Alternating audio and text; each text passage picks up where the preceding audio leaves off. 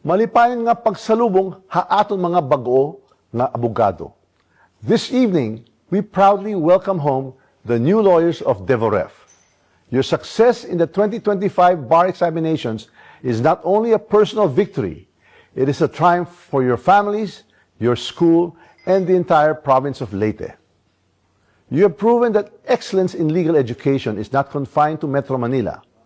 From the heart of the regions, you have shown that discipline, hard work, and purpose can stand shoulder to shoulder with the best law schools in the country.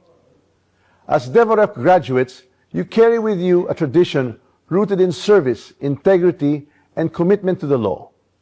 Your achievement sends a powerful message that provincial institutions can produce lawyers of national caliber.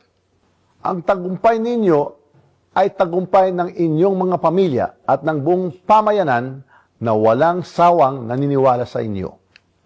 Sa bawat gabing nagpuyat, sa bawat sakripisyong tiniis, may kapalit na karangalan at tagumpay. Ngayon na kayo ay mga abogado na, dala ninyo ang isang mabigat ngunit marangal na tungkulin. Ang ipaglaban ang batas, ipagtanggol ang tama, at pagsilbihan ang sabayan ng Pilipino, lalo na ang mga nangangailangan ng katarungan. Huwag ninyong kalilimutan kung saan kayo nagmula.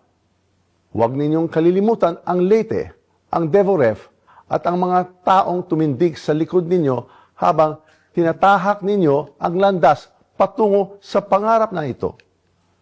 Tonight's salubog, the motorcade, and the fireworks are symbols of celebration.